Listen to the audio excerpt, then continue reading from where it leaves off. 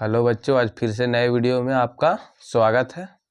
आज हम त्रिभुज चैप्टर यानी कि पार्ट 6 की सभी इम्पोर्टेंट क्वेश्चन को बताएंगे जो बोर्ड एग्जाम की दृष्टि से बहुत ही महत्वपूर्ण है। बोर्ड एग्जाम में इसके अलावा आपको एक भी क्वेश्चन देखने को नहीं मिलेगा। इसके लिए आपको ये सारा वीडियो देखना होगा।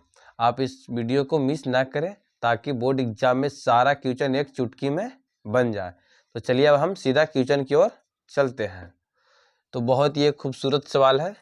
कहता है कि निम्न आकृति में DE समांतर BC है तो AD ज्ञात करें। यहाँ पे छूट गया है, AD ज्ञात करें। यानी कहता है कि निम्न आकृति में कंडीशन क्या दिया है कि DE और BC जो आपस में क्या है, समांतर है, और AD को क्या करना है, फिर ज्ञात करना है। तो सबसे पहले आप थोड़ा सा जानिए थेल्स प्रमेय, क्योंकि ये जो क्वेश्चन सोल्व होगा थेल्स प्रमेय पर होगा। तो थेल्स प्रमेय कहता क्या है? थेल्स प्रमेय कहता है कि यदि किसी त्रिभुज के एक भुजा के समांतर खींची गई रेखा अन दो भुजाओं को जिन दो बिंदुओं पर प्रतिच्छेद करती है वे बिंदु भुजाओं को समान अनुपात में विभाजित करता है। जिसे मान लेते हैं कि ABC एक त्रिभुज है जिसका भुजा BC के समांतर D एक रेखा खींचा। तो जब BC समांतर D एक रेखा खींचेंगे तो ये रेखा AB और AC को D और E बिंदु पर प्रतिच्छेद कर रहा है। तो जब भी ऐसा स्थिति बनेगा तो जिस तरह से इस पट्टी का अनुपात होता है उस तरह से उस पट्टी का अनुपात होता है। ऐसा कौन कहता है? हम नहीं कर रहे हैं, ऐसा थेल्स प्रमेय कहता है। देखिए त्रिभुज ABC में D समांतर क्या है, BC है। तो इससे बहुत सा शर्त बन सकता है। जैसे हम पहला बोल सकते हैं AD बटा BD। अब देखिए ई पट्टी AD यानी छोटा, नीचे क्या है BD यानी छोटा। अगर ई पट्टी छोटा छोटा है तो वो पट्टी भी आपको छोटा लेना पड़ेगा। तो छोटका का नाम क्या है, AE, और फिर दूसरा छोटा का नाम क्या है, EC। इस समझ एक फर्स्ट कंडीशन बन गया। इसी तरह से और भी बनेंगे। जैसे मान लिया जाए कि ई पट्टी के छोटका लिए AD, फिर हम ले लिए बड़का, तो बड़का का नाम क्या है, AB। इसी प्रकार ई पट्टी के छोटका लिए AE, फिर पूरा बड़ा वाला के ले लिए तो बड़ा का नाम क्या है, AC। कंडीशन दूसरा बन गया। तो इसी प्रकार से 3, 4, 5 कंडीशन बनेंगे। एक किस पे आधारित है सारा कंडीशन, थेल्स प्रमेय पर। तो आपको ये देखना है कि दिया हुआ सवाल में किसका किसका उपयोग है, उसी अनुसार से आप उस कंडीशन को वहां पे सेट करिएगा। जैसे अब देखिए यहाँ पे देखिए आपको ज्ञात करना है AD को। तो AD बराबर क्या हो गया, भाट। आपको पहला दिया हुआ है भुजा BD कितना दिया हुआ है, 7.2। इसके बाद कौन दिया हुआ है, AE।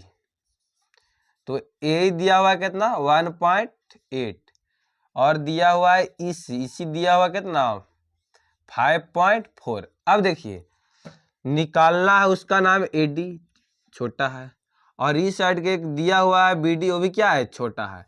यानी कि इस साइड का छोटा छोटा भुजा को आपको लेने पड़ेगा। तो AD हो जाएगा, और बटा में दूसरा छोटा भुजा का नाम क्या है, BD। तो जब आप इस साइड के छोटा भुजा के लिए हैं तो इस साइड भी आपको छोटा भुजा को लेने पड़ेगा। जैसे इस साइड के छोटा भुजा के नाम AD था, तो इस साइड छोटा भुजा का नाम क्या है, AE। तो AE हो जाएगा। इसी प्रकार नीचे वाले छोटे भुजा का नाम क्या था, BD।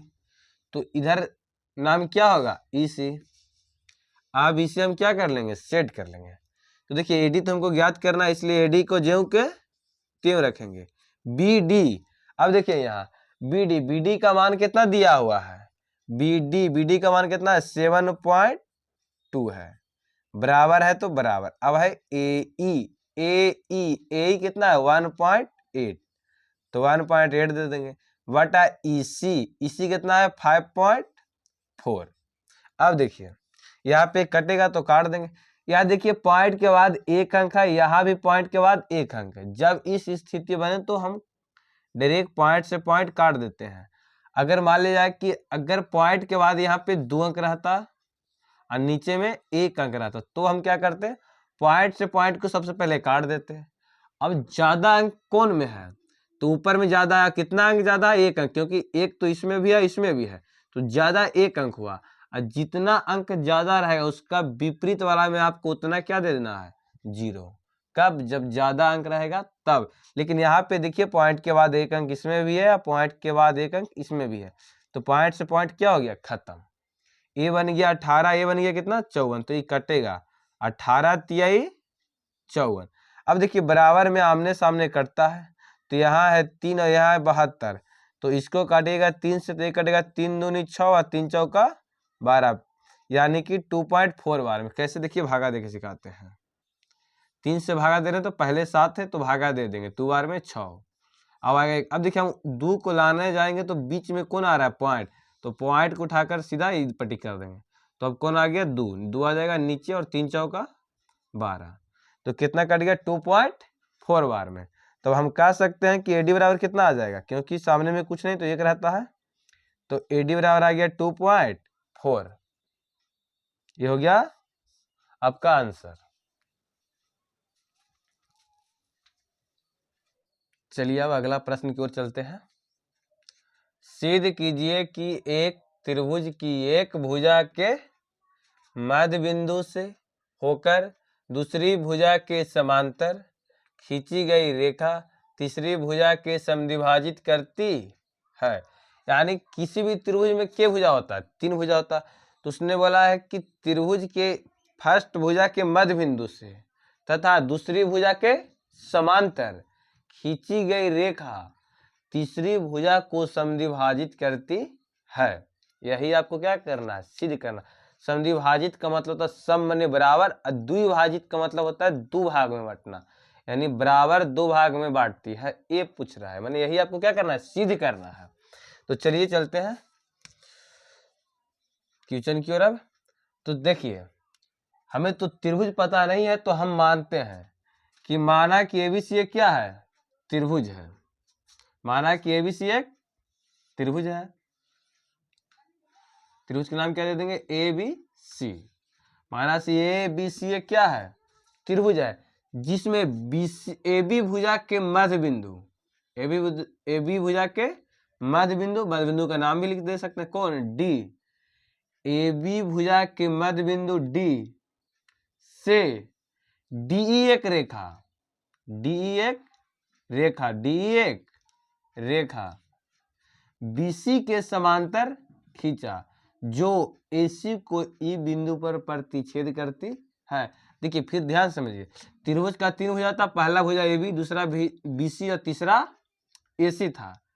पहला भुजा ए बी, दूसरा बीसी और तीसरा एसी था, तो हमने ए बी के मध्य बिंदु से लिया, पहला भुजा खत्म। दूसरा भुजा था बीसी, बीसी का समांतर लिया, दूसरा भी खत्म। तो कहता है कि इसका मध्य बिंदु, इसका समांतर जो रेखा खींची उसका नाम क्या था, डी था, और एसी को किस बिंदु पर प्रतिच्छेद किया, ई बिंदु पर। तो कहता है कि क्या ये बिंदु समद्विभाजित करता है, यानी कि समद्विभाजित का मतलब ये दोनों आपस में बराबर है, यही आपको सिद्ध करना है।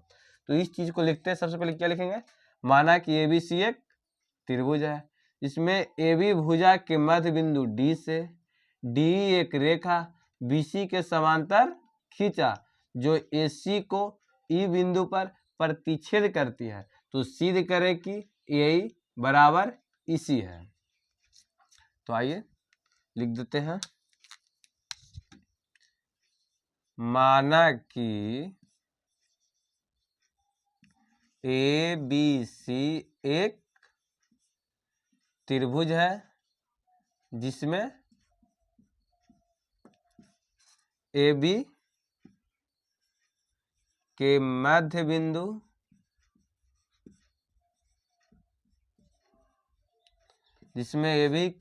बिंदु डी से डी ई एक रेखा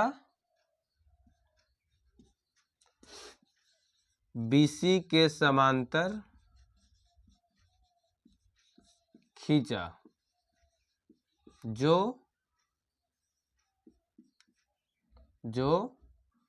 AC को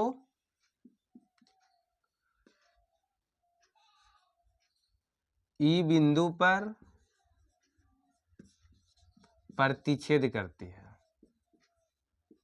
प्रतिच्छेद करती है, तो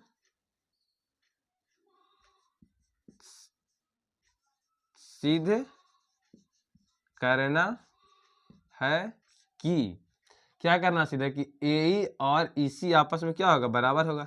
समद्विभाजित का मतलब क्या होता है, आपस में बराबर। तो AE बराबर EC, जैसे समझिए समद्विभाजित, हम 4 को समद्विभाजित करते हैं तो कितना बार में कटेगा, 2 और 2 बार में कटेगा। यानी पहला भाग 2 था तो दूसरा भाग भी कितना रहा होगा, 2 ही रहा होगा, तभी तो ये 4 बना होगा। और 2 और 2 आपस में क्या है, बराबर है। जब भी कोई चीज एक दूसरे को समद्विभाजित करता है तो वो दोनों आपस में बराबर होता है। यानी कहने का मतलब क्या है कि AE और EC आपस में बराबर है, यही आपको सिद्ध करना है। तो चलिए अब आते हैं इसमें। देखिए सबसे पहले कंडीशन क्या दिया है कि AB का मध्य बिंदु D है, AB का मध्य बिंदु D है। जब AB का मध्य बिंदु D है तो AD बराबर क्या हो जाएगा, BD, क्योंकि ये क्या है, मध्य बिंदु है, तो AD बराबर क्या हो जाएगा, BD। इसको समीकरण फर्स्ट मान लीजिए।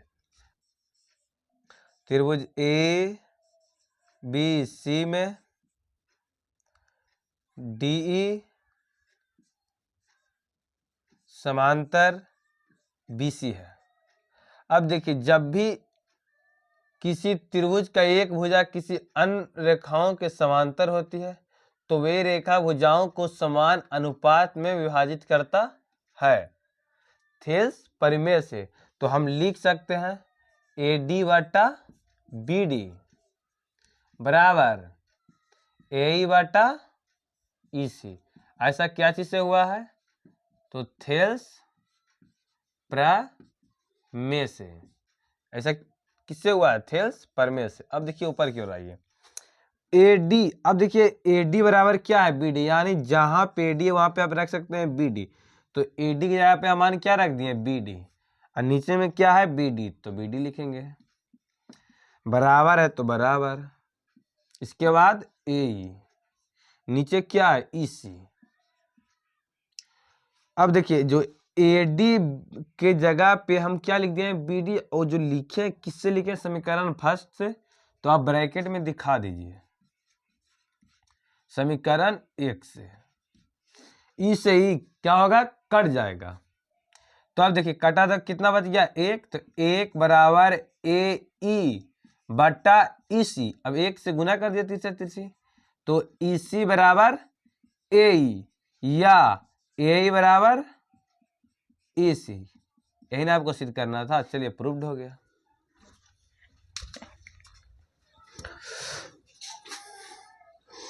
चलिए अब अगला प्रश्न की ओर चलते हैं। ये भी बहुत ही इंपॉर्टेंट सवाल है। क्या कहता है, एक त्रिभुज की भुजा BC पर एक बिंदु D इस प्रकार स्थित है कि कोण ADC और कोण BAC है। तो दर्शाइए कि CA स्क्वायर बराबर CB इंटू CD है। यानी एक कंडीशन दे दिया कि ABC एक त्रिभुज है जिसमें भुजा किस पर कहता है, BC पर। इसमें भुजा BC पर D एक बिंदु इस प्रकार स्थित है। तो देखिए सबसे पहले हमने ABC एक त्रिभुज पा रहे, इसमें भुजा BC पर एक बिंदु कौन ले लिया, D।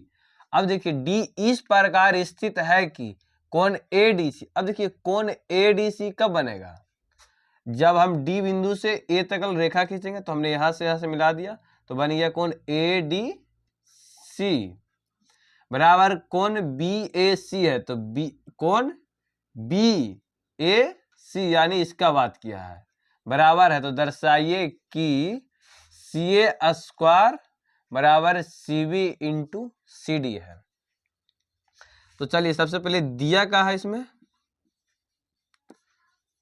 दिया है कोण ADC बराबर कोण BAC। चलिए, तो हमको जो दर्शाना है CB है जो बड़का त्रिभुज का भुजा है, और एक दर्शाना है CD है जो छोटका त्रिभुज का भुजा। यानी कि आपको बड़का त्रिभुज और ये सेकंड छोटा त्रिभुज में चलना है। तो चलिए चलते हैं त्रिभुज ABC और त्रिभुज ADC में। बहुओं जरा ध्यान से देखिएगा, कहा कि नजर हटी तो दुर्घटना घटी। इतना तक तो उम्मीद करते हैं आपको समझ में आ गया होगा। अब देखिए ध्यान से देखा जाए तो आपको एक कोना बराबर दे दिया है। कोण का नाम क्या है? ADC। अगर आप देखिए पहले बड़ा त्रिभुज लिया ABC तो बढ़िया रहेगा कि आप पहले बड़ा त्रिभुज का कोना लिख दिया। तो बड़ा कोना का नाम कौन सी था? BAC। तो लिखिए कोण BAC बराबर कोण ADC। ई बराबर ई कहिए चाहे ई बराबर ई, बात दोनों एक की है। ये बराबर कैसे हुआ तो आप ब्रैकेट में दिखा दीजिएगा कि दिया है। अब देखिए एक कोना इसका एक कोना इसका तो बराबर हो गया है। अब ध्यान से देखा जाए तो कोण C, त्रिभुज ABC का कोण C और ADC का कोण C क्या है? बराबर है। अब एक चित्र में देखिए, अगर चित्र में न समझ में आए तो यहाँ देख लीजिएगा, ज्यादा बेहतर रहेगा। अब कैसे देखिए, ABC इसमें भी कोना C आ रहा है, ABC इसको मिला रहे हैं तो इसका कोना एक कोण है C, और ADC जब इसको भी मिला रहे हैं तो इसमें एक कोना C, यानी कि कह सकते हैं कि इसका कोण C।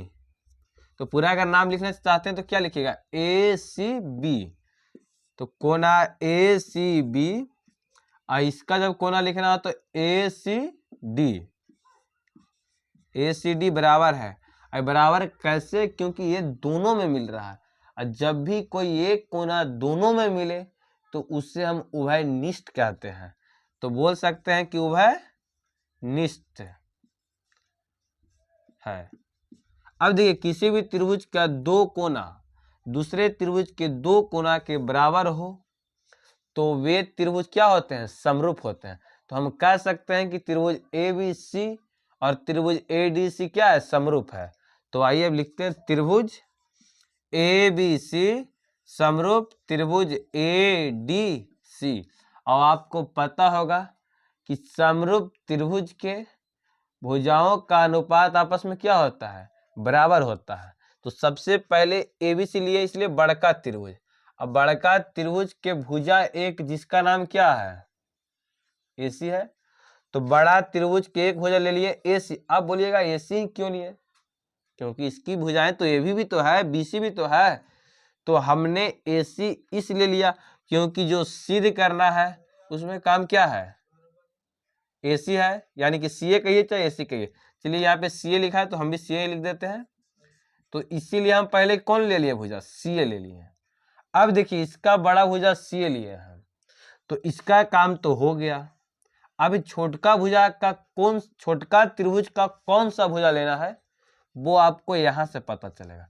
तो क्या CB छोटका त्रिभुज का है भुजा? नहीं, ये तो बड़ा का है। CD है छोटका का, हाँ, तो हम कौन सा भुजा ले लेंगे? CD। तो CA बटा CD बराबर। अब देखिए फिर आते हैं बड़का त्रिभुज में। तो बड़का त्रिभुज का एक भुजा एक और कौन है? यहां से देखा जाए तो बड़ा त्रिभुज का ये तो CA ले लिए हैं, तो एक जो बच रहा है CB, ये बड़ा त्रिभुज का भुजा है। तो हम अभी बड़ा त्रिभुज का भुजा कौन लेंगे? CB लेंगे। क्योंकि हम CB इसलिए ले रहे हैं क्योंकि हमें BA का काम इसमें नहीं है। BA कहीं पर भी है, जो नहीं सिद्ध करे में है उसको लेना जरूरी नहीं है, नहीं तो आपका सारा बनाया और सोल्व किया हुआ आंसर गलत हो जाएगा। तो चलिए इस प्रकार हम कौन ले लिए? CB ले लिए। अब देखिए छोटका भुजा, ये तो बड़का था। अब CA को ध्यान से देखा जाए तो CA है जो छोटका का भी भुजा है। छोटका त्रिभुज जो बन रहा है इसका भुजा भी कौन है? CA है। तो एक बार हम छोटका के लिए CA ले लिए, एक बार ये बड़का के लिए, एक बार छोटका के लिए लिए। अब तिरछा तिरछी गुना हो जाएगा, तो CA में CA से क्या कर लेंगे गुना, तो हो जाएगा CA स्क्वायर, इसमें इससे गुना करेंगे तो क्या हो जाएगा CB डॉट CD। यही सिद्ध करना था, चलिए हो गया।